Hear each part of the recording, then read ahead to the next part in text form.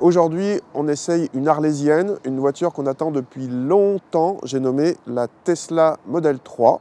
C'est une voiture très importante pour Tesla, puisque après les modèles S et les modèles X, qui sont des modèles certes emblématiques, mais prestigieux, haut de gamme, très cher, cette Model 3 se veut beaucoup plus accessible et donc va permettre à Tesla d'augmenter significativement ses volumes de production. Alors cette Model 3, c'est une berline qui fait 4,69 m de long, ce qui la positionne plus ou moins en face des Mercedes classe C, Audi A4, BMW série 3, non seulement par la taille, mais aussi par les prestations, par les performances et par le prix. On reste dans le premium malgré tout.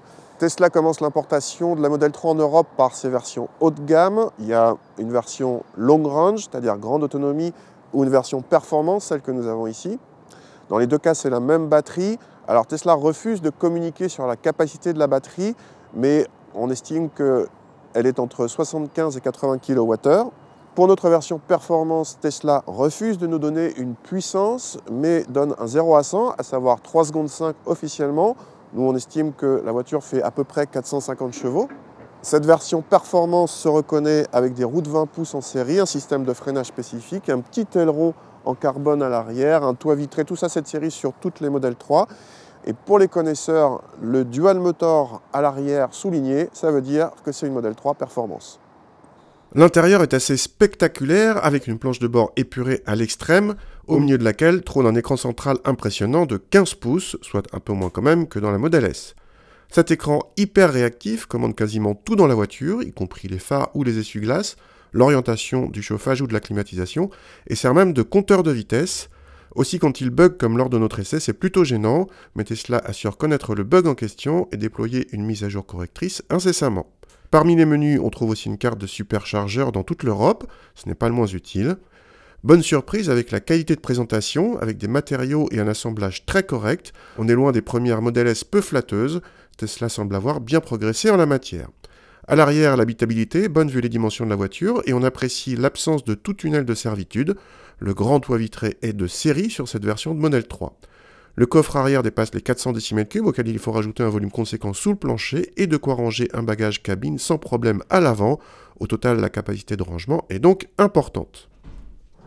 Dans cette Tesla Model 3 Performance, on va commencer par les performances. On n'a pas mesuré la voiture, donc je ne peux pas vous donner nos chiffres de mesure.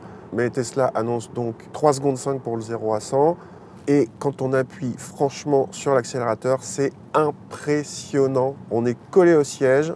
Alors je ne sais pas s'il y a 3,5 secondes réellement pour le 0 à 100, mais vraiment ça pousse très très fort depuis l'arrêt. Là où c'est peut-être plus étonnant pour une voiture électrique, c'est que même quand on est sur autoroute et qu'on enfonce franchement l'accélérateur, ça continue à pousser très très fort.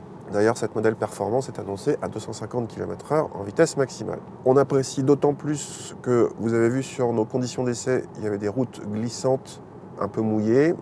Pas évident de faire passer toute la puissance, mais les 4 roues motrices et la finesse de la gestion sont vraiment là aussi impressionnantes.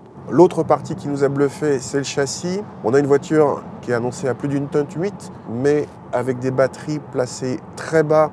On a très peu de mouvement de caisse. Ceci ajouté à une direction très directe. On a vraiment une sensation d'agilité, de dynamisme qui est assez étonnante, digne d'une sportive. Comme le centre de gravité est très bas, il n'y a pas besoin non plus d'avoir des réglages de suspension très fermes pour que la voiture ne prenne pas trop de mouvement de caisse.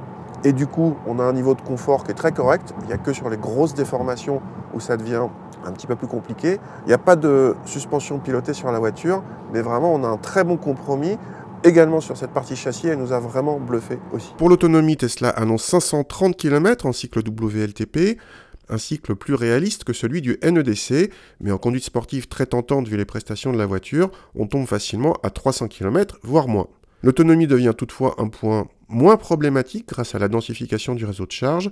Précisons que contrairement aux acheteurs de Model S, ceux de la Model 3 n'ont plus droit à la gratuité de charge sur les superchargeurs Tesla. Le prix du kilowatt y est en moyenne en Europe de 24 centimes. Le prix de notre modèle d'essai est de 70 000 €, moins 6 000 € de bonus écologique.